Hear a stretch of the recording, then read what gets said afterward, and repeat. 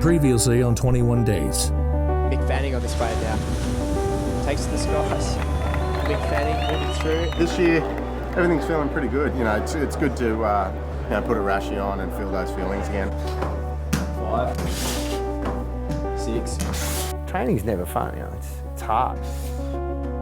I go up and go hard and I'm on the verge of throwing up, passing out. To me, that's what I want out of it.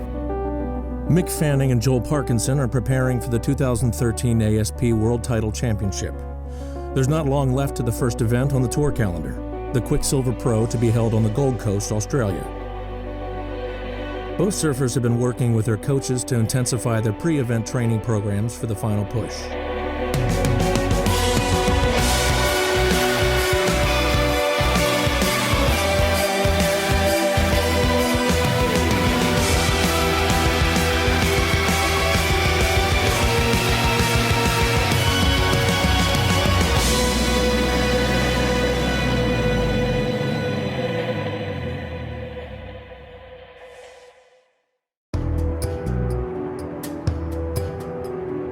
Joel Parkinson and Mick Fanning grew up in the same town in Australia, in Coolangatta on the Gold Coast. We started high school together and same year, same classes, so we were just, you know, from then on, we were just stuck together. Today they're both world champions, but the yards to get there were hard, the prizes hard fought for.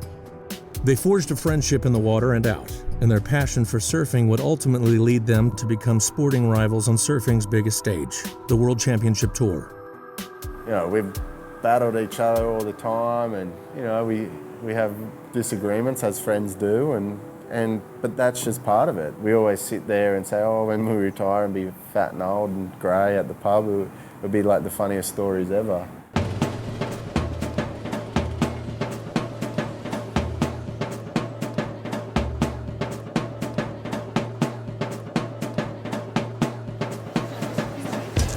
Congratulations. Thank you, thanks a lot. Thank you. World champion Joel Parkinson is the guest of honor at the Fuel TV preview party, held to recognize the start of a new competitive year on the ASP World Tour. How are you, mate? Good. How you going? Good. It's going to be an awesome night, and if everyone would like to make a big round of applause, because Australia has a 2013 ASP World Champion. Give it up for Joel Parkinson.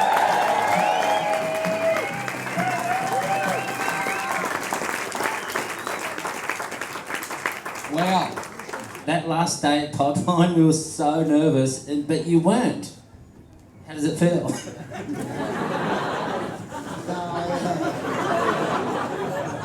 No, I wasn't. I was good. No, I was sweet.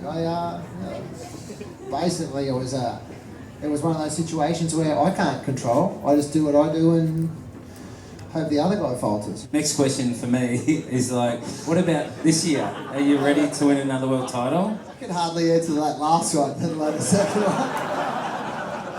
Sorry, I'm a bit excited. What was the question again? 2013. Okay, yeah, 2013, mate. You know, the monkey's off my back now, so I'm just gonna go harder, faster, and do what I can do. Give it up for Joel Parkinson. Congratulations. Thank you. This Parko! I'm like Parko! So go on, you take the beer out of your hand, Mark. Oh, sorry. Has it been a pretty overwhelming few weeks since Pike? Mate, it's been really hectic. There's been a lot of other stuff that I usually don't do, but it's been a lot of cool things too. So, you know, I'm kind of itching for the season to start so I can get back to normality. But it seems like there's been a lot of obligations that are great obligations, fun times. So it's been good. Can we get a photo with you? Yeah, for sure. Thank you. Thank you. Are you loving, is everyone like wanting a piece of you and stuff? Not really. It's kind of Are you cool. enjoying it? I'd rather be surfing. Massive. Yeah. Everywhere I went, people were congratulating, which you never get sick of, but you know, congratulating me with beers and shots or whatever it was just like non-stop. I was like, man, I got to that point where I just wanted to go surfing, I want to be normal, I want to compete. I'm so itching to compete. Who do you think is going to be the biggest contender or your biggest competitor for this year? I really think Mick's driving really hard at the moment. I see Mick every day at home and he's training hard and he's working hard. Joel, enjoy tonight and good luck for 2013. Cheers, thank you. Coolangatta is a holiday town with a strong surf culture and more than its fair share of high-profile surf stars. It's the start of another summer day, and Liz Fanning, mother of two-time world champion and local boy Mick, is opening up her sandwich store.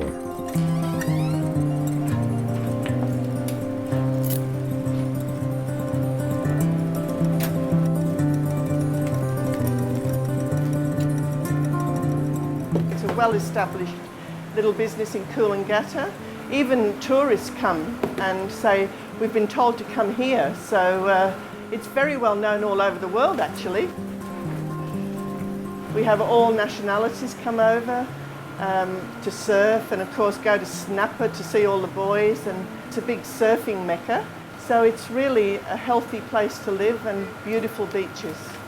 The young Mick Fanning was a sports fanatic, and the Gold Coast would serve as the perfect place to further his love of soccer and long-distance running.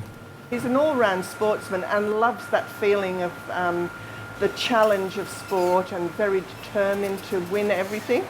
And so when we came to the Gold Coast, it actually changed from soccer to surfing, even though he'd sort of been thrown into the ocean by his older brothers and become very determined because he was so small and they were so big, really. I suppose being a single mum, I was pretty strict on how they behaved and the manners, and also to be very good sports people. You know, they had to be good sportsmen and accept that they can't always win everything. Tragedy struck the Fanning family in 1998 when Mick's brother Sean died in a car accident. He was 17 when Sean died, and they were very, very close. They were going to do the world tour together, so they were planning all this because Sean was a good surfer as well, and Mick grew very quickly after that. We came through it pretty well. We had a lot of community support, and also we always believe in the celebration of our own lives for Sean as well. So that's what really kept our family going, and we all stuck together. In 2007, when Mick Fanning lifted the world title, he dedicated the triumph to the brother he'd lost.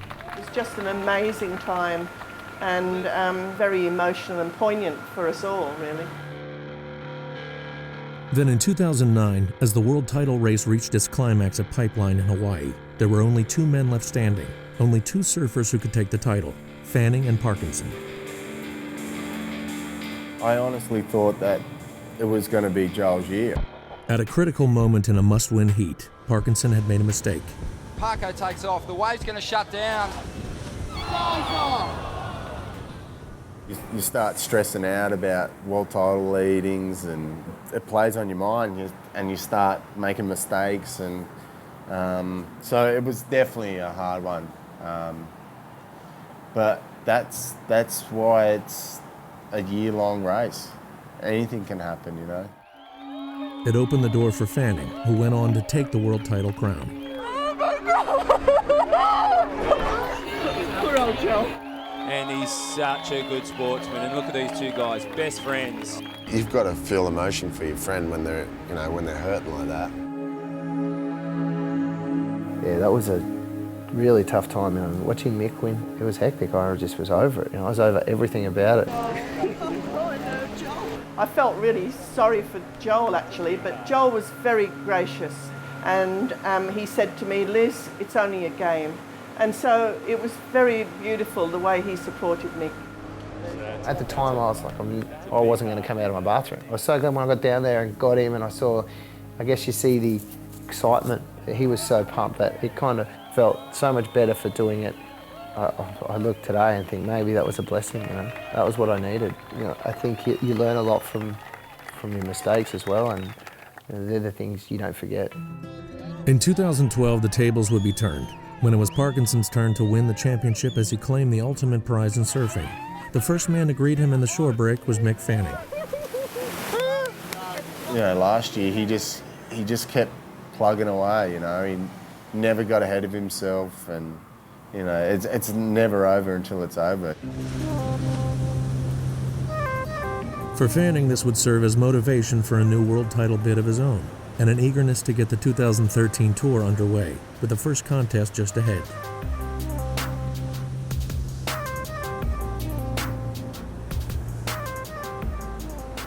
He seems to be very, very happy and looks as though he's very focused on winning this competition. So we hope very much that he will, because it's always good to start the year with a win. Joel Parkinson is on his way to meet up with his coach, Wes Berg. They've been going through their weekly pre-contest routine, and today it's a session at the pool.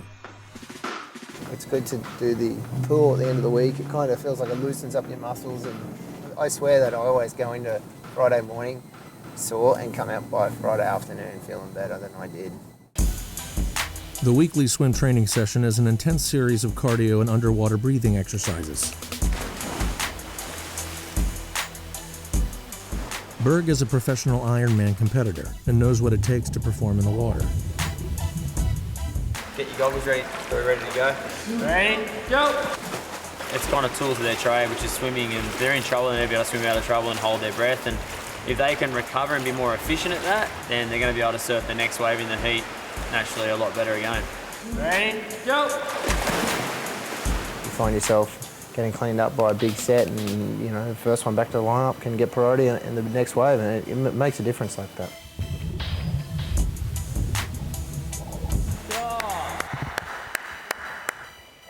Halfway through the training, Wes picks up the pace with 8 grueling laps of underwater and sprint swimming, with ever-decreasing rest periods.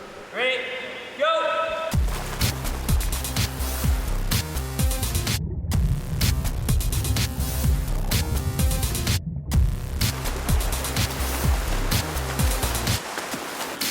Seconds rest, 1 set done.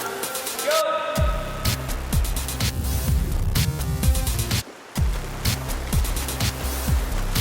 5 seconds. Don't give up. 3, 2, 1, go!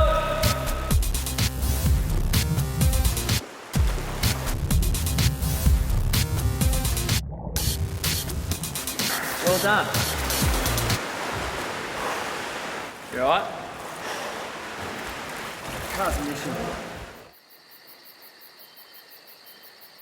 With the Quiksilver Pro looming, Fanning and Coach Phil McNamara are attending a key fitness session as part of the final stages of preparation. Leading today's session is conditioning expert Nam Baldwin. I met Nam a few years ago doing breath enhancement training. Last year, just wanted to do something a little bit different, so came here full time and sort of just emulate different stuff we do in the water and build up strength through ankles and legs, and then put a bit of cardio as well. Mixed training starts with a grueling hill run exercise in the searing midday sun.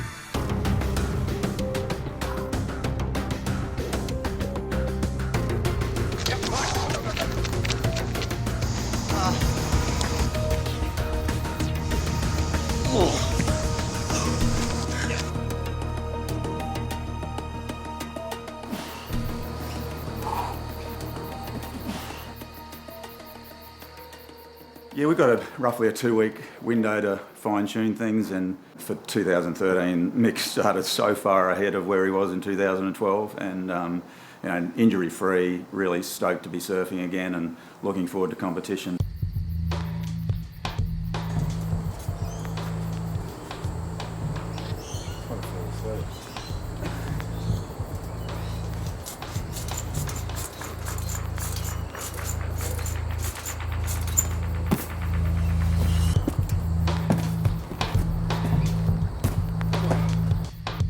There are some innovative techniques specific to surfing that Nam applies to mixed session.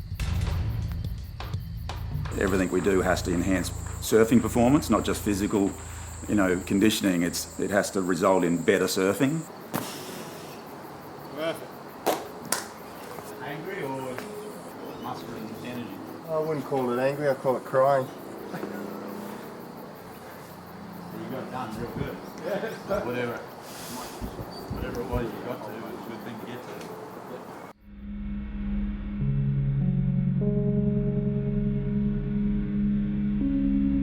Well, I mean, the phase that Mick's going through now is sort of a semi-meditative phase where he's bringing his brainwave pattern back under control and lowering it really quickly.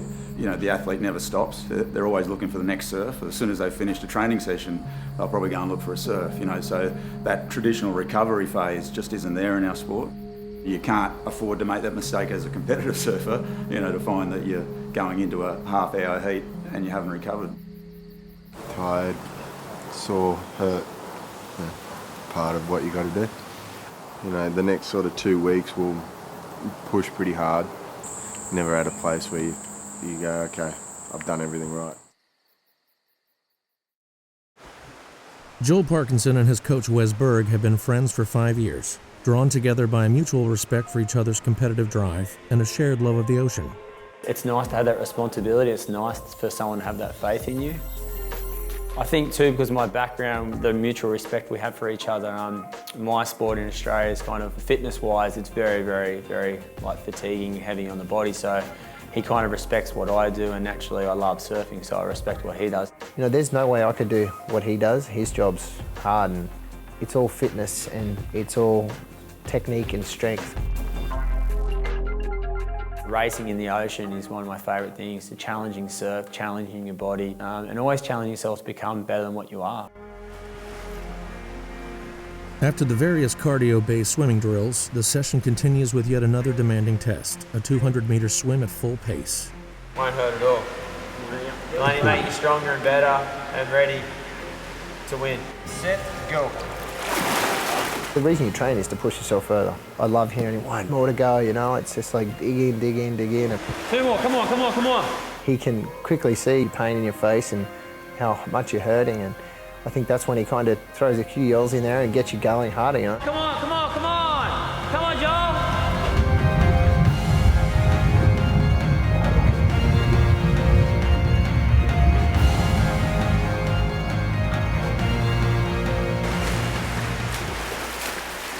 .248. Well done. You know, you put that hard lap in at the end when you're really hurting him. You know, I guess push yourself to the limits. Oh, it's not finished. After the 200-meter drill, the final exercise is to go as far as possible underwater. Just do your best. Big breath.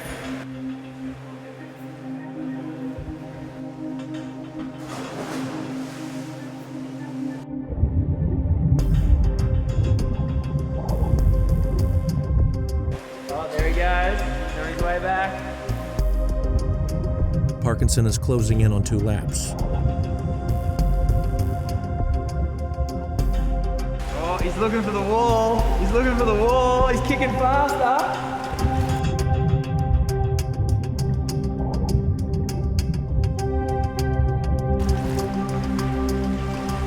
Well done. Good job. Well done, well done. 50 metres, good job. It's kind of the phase where we're continually pushing the envelope to get him fitter and stronger around his press and media engagements, because I'm sure, as everyone's aware, he's had so many to do after becoming the world champion. Joel's got Newcastle next week, so we kind of went through a loading phase this week and the week before, and we'll still keep loading him up. Whew, I did it, I'm done.